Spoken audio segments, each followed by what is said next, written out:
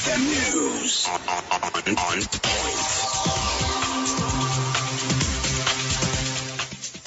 A quick look at the news. I'm Lynn Komjisha. 11 candidates have successfully been nominated to contest for the presidency come 2021 general elections. Among them is incumbent Yoweri Kaguta Museveni, Robert Kyagulanyi Ssentamu, General Mugisha Muntu, General Henry Tumukunde, John Katumba, Willie Mayambala, Nancy Kalembe, Joseph Kaulete, Patrick Oboy, Muriat and Norbert Mao, and Fred Mwesige. The chairman of the Electoral Commission, Justice Simon Mujenyi-Wakama, asked candidates to submit their campaign programs to the Commission to avoid clashing during the campaigns. The Commission has scheduled Thursday to meet the campaign agents for all candidates to harmonize their campaign programs. Following the closure of the nominations, the Commission invites all nominated candidates to attend the first meeting for harmonization of candidates' campaign meetings, which will be held on Thursday, the 5th of November 2020 at the Electoral Commission head offices. The Commission will be making an official pronouncement on the period for conducting presidential campaigns as well as the polling day for the presidential elections 2021 in accordance with the sections 16 and 21 of the Presidential Elections Act. This will be done in the course of this week. Wakama has, however, asked the candidates to follow the election guidelines to avoid the spread of COVID-19 during the campaign period. The Commission urges the candidates, their agents and supporters conduct themselves in accordance with the guidelines issued for the campaign period, for the campaigns. We especially urge you to promote safe participation in the electoral processes through the observance of standard operating procedures issued by the Electoral Commission as well as the public health authorities. We should be reminded that these elections are being conducted in a COVID-19 environment. Independent presidential candidate Joseph Kaulete has pledged to strengthen Uganda's economy, which will enable Ugandans earn a decent income. Kaulete, who was the last to be nominated, said within a few months after his victory, local investors will be his priority.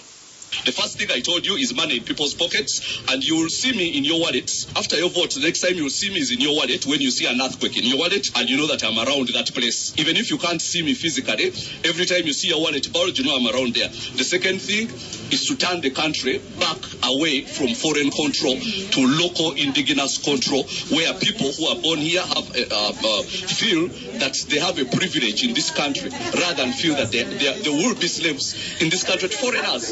And yet, when they step out of this country, they are slaves anyway. Candidate Nancy Kalembe pledged to exploit the country's natural resources. We intend to harness every God-given gift in this land, not only what is below the ground, but what is on the surface, the human resource, as well as what is above us. We intend to utilize this through a unified approach with inclusiveness in the usage of every God-given gift in this land.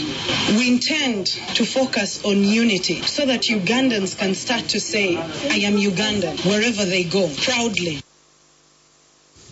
Pastor Fred Mwesige said his government will be God-centered and instill values among government officials. Good manifestos are not the answer to this nation. Character assassination is not the answer to this nation. Wealth or finances are not the answer to this nation. There is only one answer and solution to this nation, and that is God. God is the only solution to this nation. And because of that, I carry an ideology that I believe once we use that ideology, or once we form up our government basing on that ideology, then everything will settle. The technical team of the Under-17 national football team has summoned a provisional squad of 52 players to start preparing for the upcoming AFCON zonal qualifiers in Rwanda from 13th to 28th December. The side will be coached by Hamza Lutalo, who will be assisted by Brian Senyondo. Uganda is in Group B alongside Ethiopia and Kenya, where the best two teams after the 2 weeks tournament will qualify for the Africa Cup of Nations Under-17 finals in Morocco. Meanwhile, the Cranes team of locally based players has trained this evening at Lugogo. Head coach Jonathan McKinstry hails their performance and warns the final team will be selected depending on performance. It's about how are you performing right now And we're very pleased with our overseas players. Like, of the players coming that we are inviting for this camp, I think 16, 17 of them are starting every week for their club.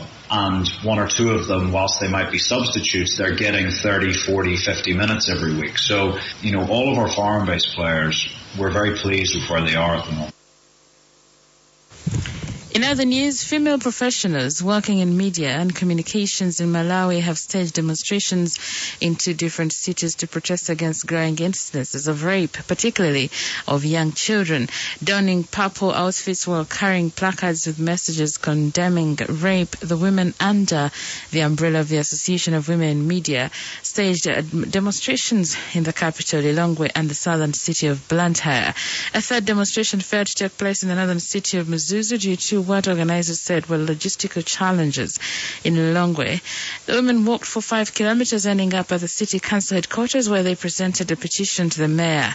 The women said in their petition they have come across heartbreaking stories of what numerous women and girls have gone through at the hands of men who behave as if they have no control over their sexual feelings. Sexual violence against women and rights is a big challenge in Malawi, with official statistics showing that more than 400 cases of sexual violence was reported to the police between April and June.